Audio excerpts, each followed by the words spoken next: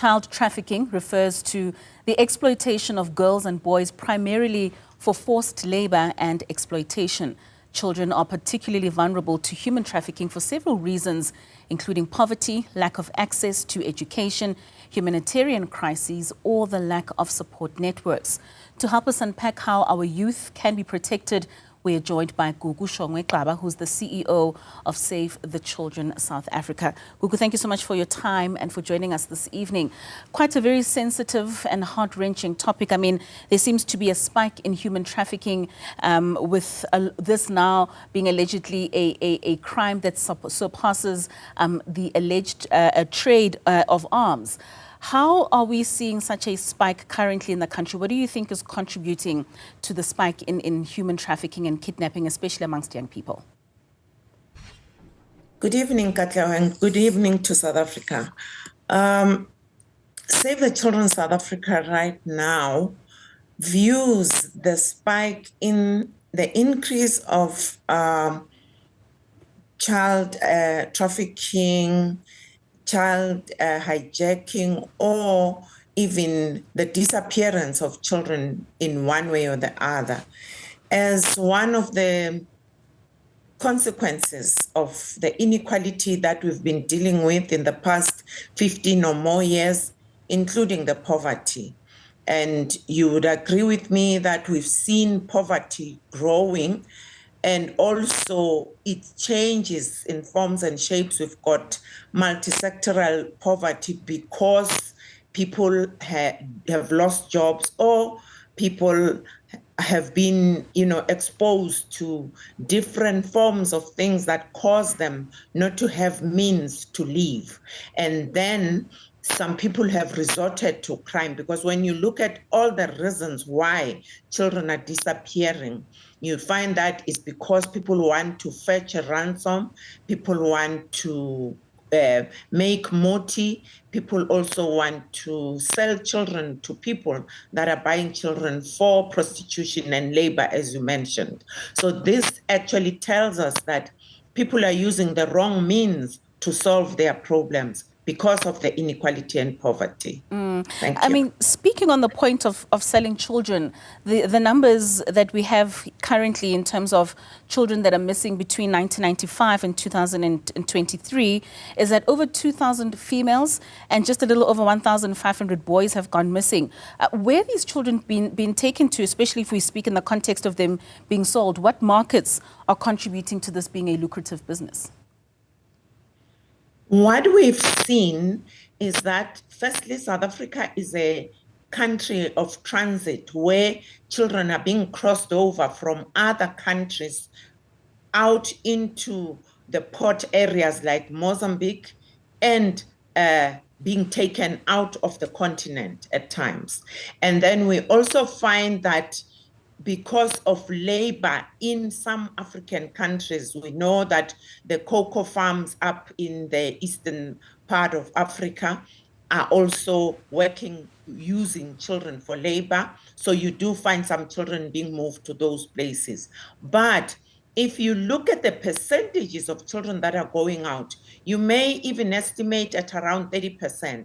And then the rest is because of ransom and muthi that is being done and is being made. And that is one of the biggest problems, because it's even difficult to quantify. That is why you would find that you'll find bodies of children that are mutilated. Some of them cannot even be recognized because of what happens in country. And that 30% that you speak of that are going out, how much are they being sold for? What's the market rate? Oh my goodness. In terms of the amounts, they vary because it depends. For instance, I think you saw that the Soweto children that were brought back last week Friday, the Sotho men that had taken them are men that are doing the recycling business. They had put them in those big containers.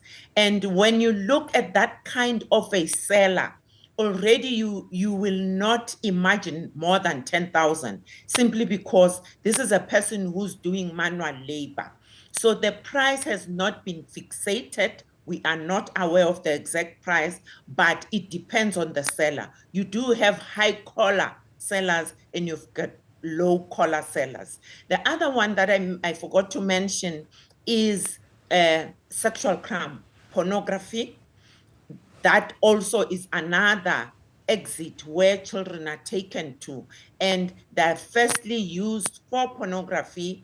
Then from there, it's sexual abuse. And we do have pimps that have just children in their houses where they are doing sexual abuse or commercial sex work with those children. Thank you. I mean, you mentioned Soweto, but are there any specific regions that we are seeing a very high uptake in which children are being kidnapped from?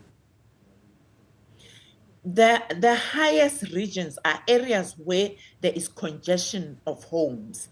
And so places like Soweto are busy. Adults, children are going up and down. A lot of people are walking about.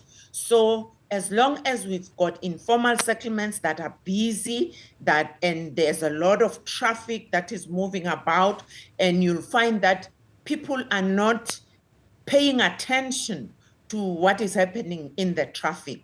And that's the spots that are highly affected, because it's easy to snatch a person and the next person doesn't even realize where they went. So it's areas that are congested. Rural areas are rarely hit by such things unless there's a trafficker that comes in to actually snatch a child. But in many instances, it's areas that are busy.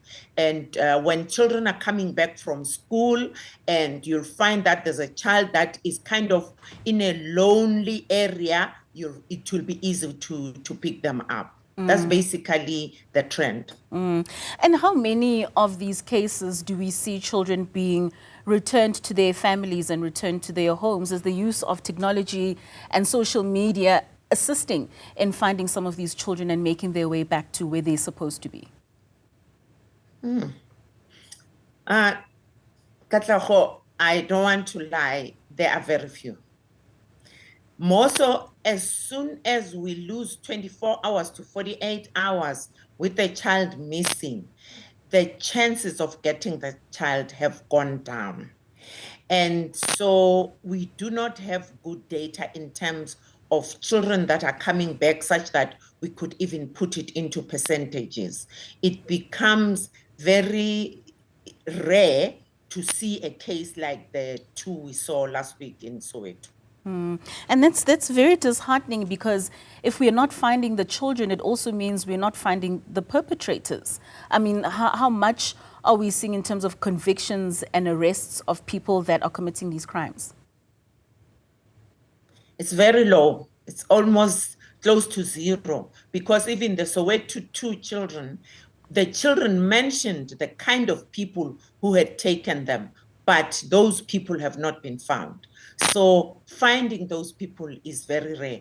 And the fact that we cannot reunite these children, it tells you that we can't even track them back to one, we cannot track them to where they went, and now you cannot track the person who took them.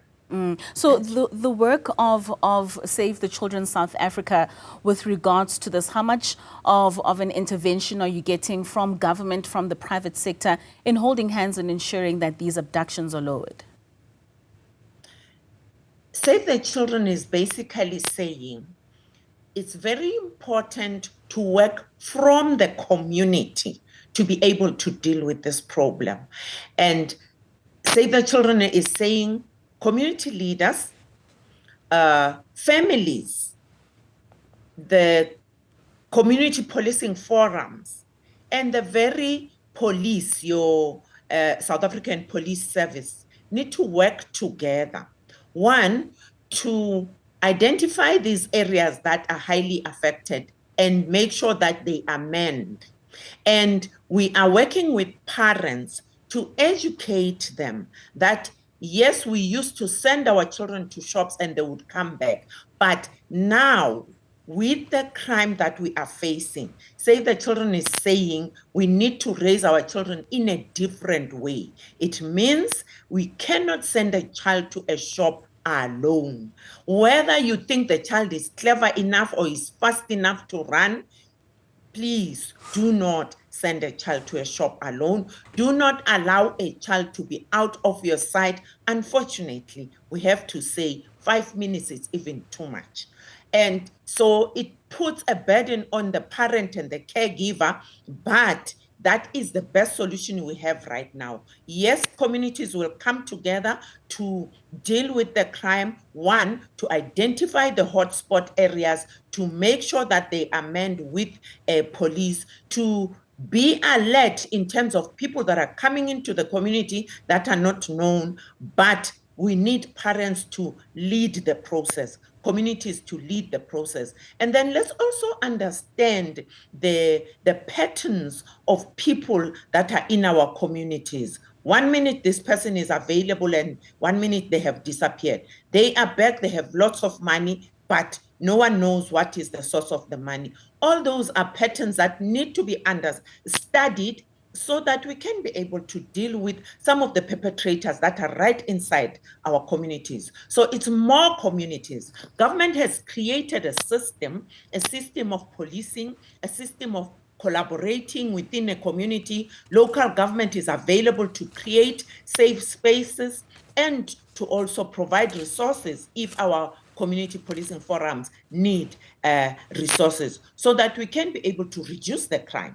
And I mean, if we know that traditional healers that are using body parts, then as a community, we need to know what resources is the traditional healer using. Unfortunately, we've seen an even high increase of traditional healers, but we do not know what trade they are using. So it's important to also come together with them and talk about what resources are they using. If they're using body parts, then there's a need for us to talk about it. I know they're not going to be open about it, but let's study the patterns of what resources they're using.